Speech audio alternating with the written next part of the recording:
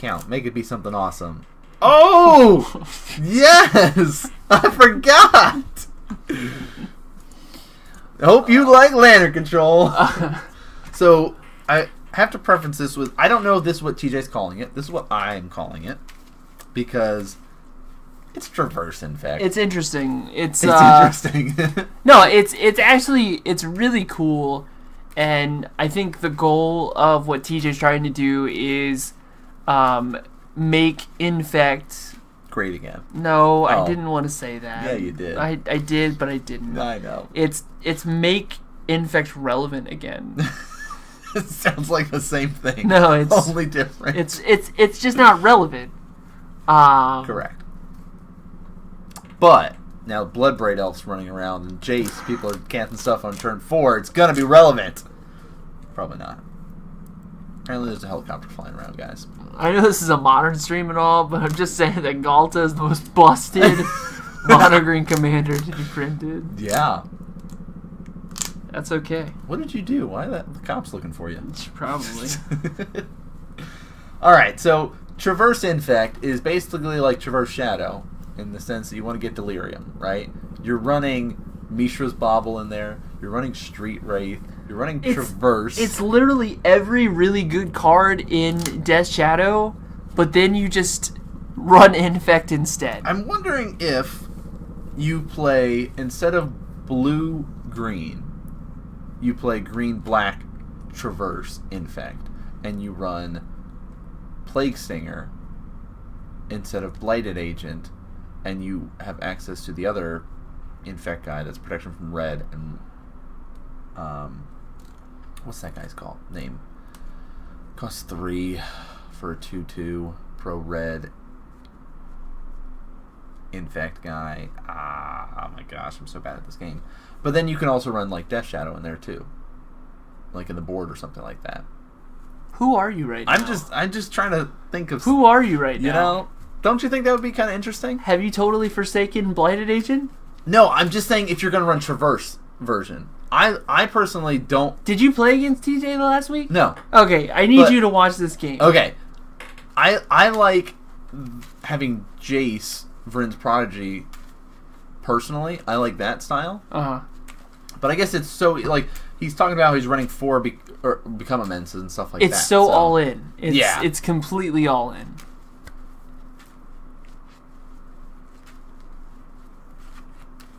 Jason, Friend, and I are over. Look at this. 17, play this lovely elf. We were actually, TJ and I were also talking about the number of lands that he's running too. We did have a conversation about that. Because I was saying how I'm on 3 breeding pools in my list, but I'm also running Jace and running, things like that. So, look at that pretty little island there. It's a nice island. Here's a Codex Shredder. Man, I love laner control. Here's an Inquisition, and what are you gonna get? It's so. Oh my gosh. So, I think the best play here is you have 2 options: one of the mites or the noble. If you do not take the mite, you're on 9 poison next turn. Right. Right. So unless you have a bridge and a land in hand. Which he does. I'm fairly certain that's a bridge. Oh.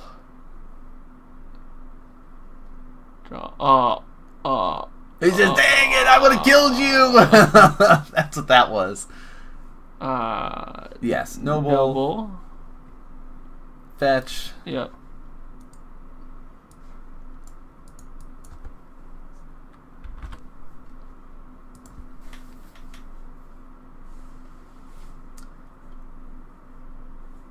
Play the noble.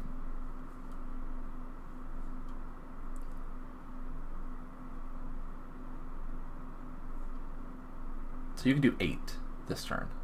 4, 5, 6. He said, no, I'll just do 6. I'm not gonna lie to you, that's pretty slow. To what it could be. Glimmer Void. Yeah. Problem is, he can go... See, that is a bridge. But he's got 2 cards in hand. Yeah. So he goes, all right, he's good. combat, attack for 1. Right. Pump for 2. And then I mutagenic kill you. Yep. Right. Right. That's all you gotta do is turn it sideways. Trigger. Exalted. Oh, get ya! Don't matter. Just Drew the Become Amends. Ooh. What a game. What a game. I want to play Infect again. Is the Infect gonna be bad with Jace and Bloodbraid Elf? It's going to be bad against Bloodbraid Elf. Oh. That's a problem. If you can go before it gets to Bloodbraid Elf time, it'll be great. But if they get a Bloodbraid Elf out, it's like every card that they can get off of Bloodbraid Elf will kill your creatures, probably. Mm-hmm. Like, I just don't want to be playing Infect and they go Bloodbraid Elf into Lily. Like, I just don't want that. That's not what I want to be facing, ever. Even if it's like Bloodbraid Elf into Kulgun's Command. Nope. But I am planning on putting Wild Defiance back in my Infect. You know, there's more bolts running around in the meta overall. Probably just like a 1-of main. And be happy with that.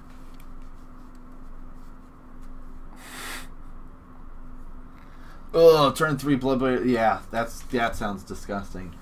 I actually like Noble over Bird in lists like that. Yeah. I mean, I guess like Bird helps you with your mana fixing thing, but the Noble Exalta trigger is really sweet. Mm-hmm. Yeah, turn 2 Bloodbraid Elf is not cool. Ugh. I know we think it's cool. Whew. Okay, so Lantern Control can have a hard time against Infect. Like, it needs to have some good disruption, good removal early, land Ensnaring Bridge early enough. But even if it lands an Ensnaring Bridge, the Infect list runs a 0-cost creature. Not a 0-cost creature, 0-power creature. So it can sneak underneath Bridge, and then you just pump it after you swing in. Mm-hmm. And so you can get them, like... So that's the tough part. I mean, your hand as a Lantern player has to be heavy with disruption. Right. Of some kind, whether that's... Oh, look at all these extra stuff he's got available to him.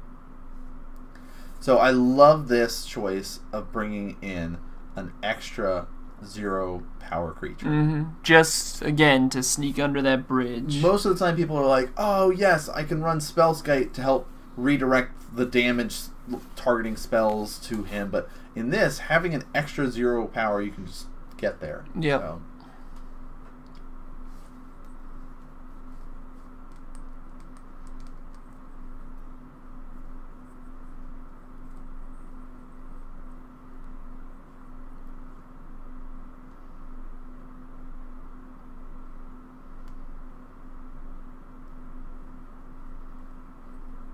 Alright.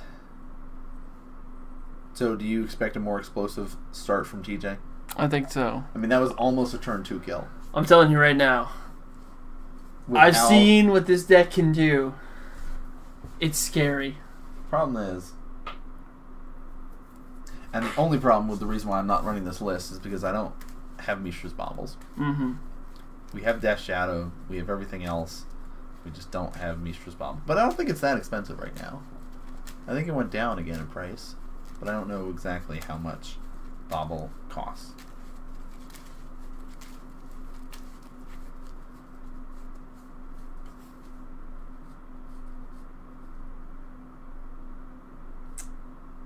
That looks like a land-heavy hand for Matt. Yeah, it looks like there's 4 lands in his hand. And a Mox and a Mishra's Bauble. Yeah, that's not... Uncle Biggs, what is up? Yo, what's up, dude?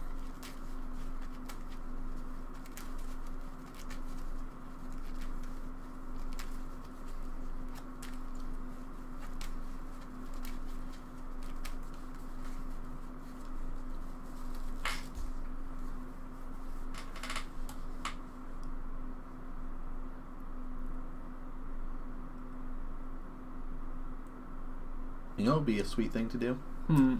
Bloodbraid Elf into Goryo's Vengeance.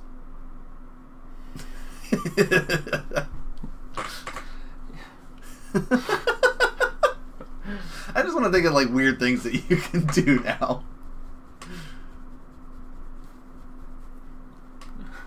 I was so set on playing Burn. I know you. Like we were all ready. We're like, yes, okay, we've got our ideas. What decks we're gonna play? They'll be great. Like even the deck that I'm playing, it's fine. Like it's not the best in the meta, but please stop. I just wanted to play Burn at this event. Cascade into Vision, my dude. Yeah. Look at this Blighted Agent. Let's play Rug. Oh, Noble. 17.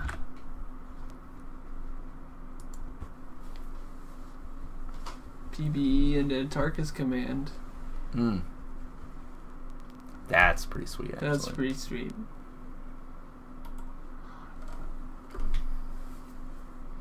Yeah, I think 3 at max, 2's probably the right number in a burn list. Look at this Death Shadow, or not Death Shadow, this Street Wraith there. Yeah. Mutagenic on top. Oh, Play a land. Play... he's got a Street Wraith in hand.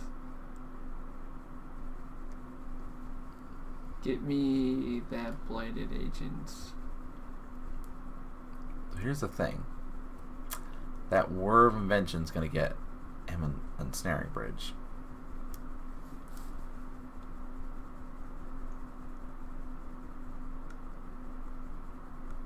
He's going to shuffle. Interesting. Looks like not... Oh. He doesn't have the mana to do it. He doesn't have a third blue source. It's no good to him right now. And he's got 2 lanterns, so why not shuffle one away? Sure.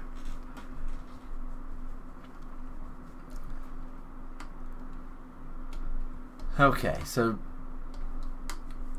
we have to be also very careful about what TJ's graveyard count is, because like you said, it's very easy for him to kind of go off with this Become Immense thing, right? And that's the whole point. That's why he's running 4 of them. Yeah. Is the idea that... Wow. Okay. Yeah, had it in hand. No cards left now.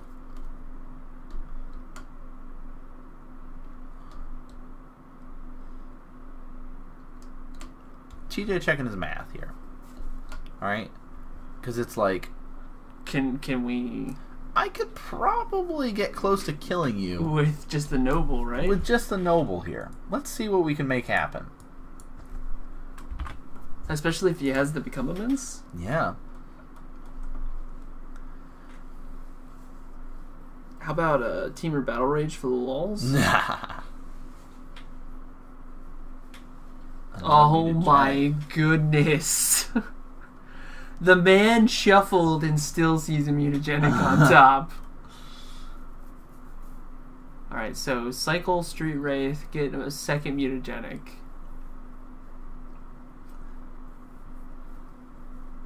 Combat.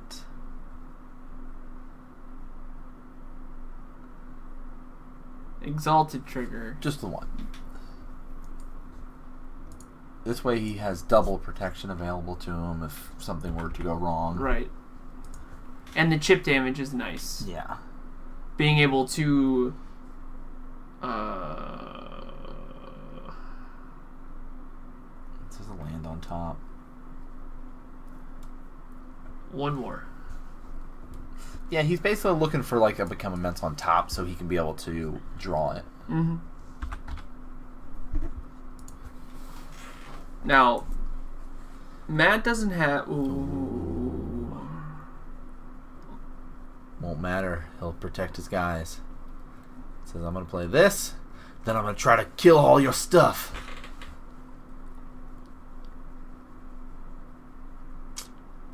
And he can just be like, alright, mutagenic. Protect my Noble. That's... The Noble's the key creature here. Yeah. What's crazy is that you're like, no, the Blighted Agent can go. Well, it's the thing. He could choose to say both if he wanted to.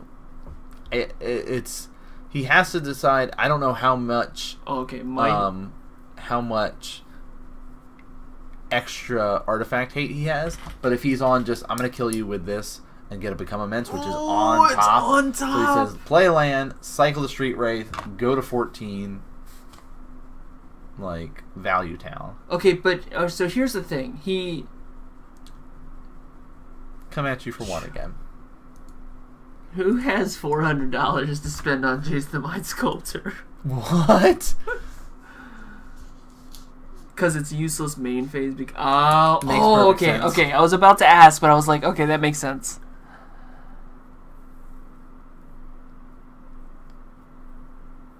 Okay.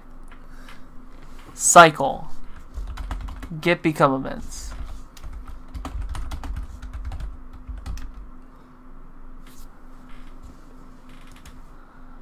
So go to 14.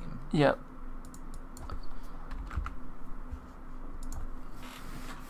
There's a bobble on top. Oh, it just gets better. Bobble. Show Glistener Elf. Mm-hmm. Ooh. I want to look at your top card. Yep. Really, I just want to draw more cards. Yeah, he's got all he needs for the Become Immense. Oh, is it? Oh, it's too mutagenic. Too mutagenic, a Vines, Groundswell. Okay. Groundswell? Become Bam. Immense. 6. So 10. 7. Double mutagenic, 10. So that's 11 points. So he keeps a couple extra in there. So it looks like he'll just do 7. Right? Yeah. Say he'll go to 9.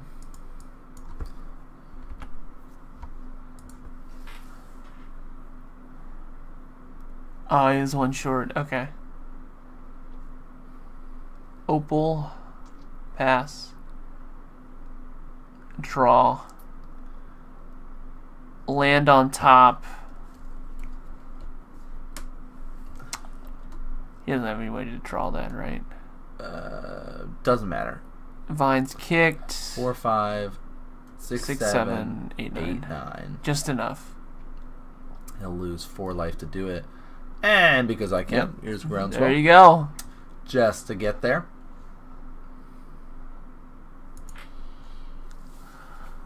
What a deck. It's interesting.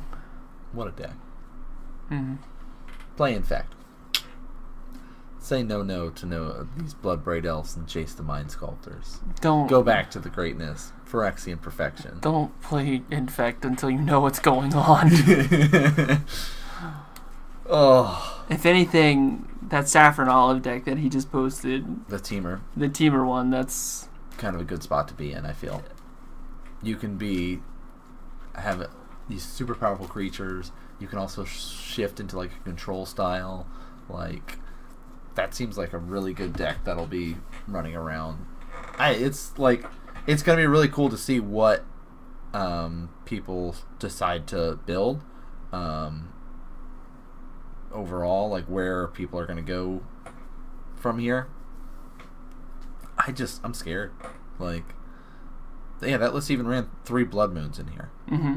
Like, Yep. 3 Forests, 3 Highlands. It's the return of the rug good stuff. Yeah, it's good. So that was our 5 rounds tonight.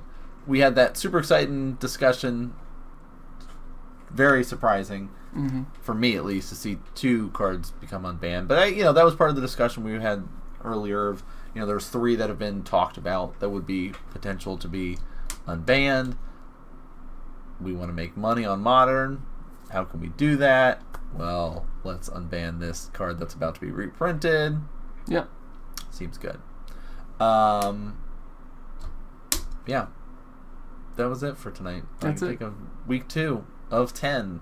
8 more to go after this to see who makes it into our top 8. You can see scrolling across the top are our previous champions. We only have 1 2-time champion. Everyone else has been unique. Mm-hmm. Coming up. Lots of great players. Putting out some pretty good results over the first 2 weeks. Lots of variance too on, it's not, we have had 0 people go undefeated. We've had 4 people go 4-1 week 1 and week 2. Oh, I see. Okay. Nobody has gone undefeated in the first 2 weeks. So pretty exciting start to the season. Definitely a lot of chances for people to just play consistently and be like, well, here's my 9 points. I'll see you next week. And I'll make it to the top 8 by just continuing to get 9 points. So it's going to be really interesting to see because we're still having that 18 to 17 players each week. Going to be interesting to see as the week progresses if that will go up or down. What sort of decks are going to get brewed up.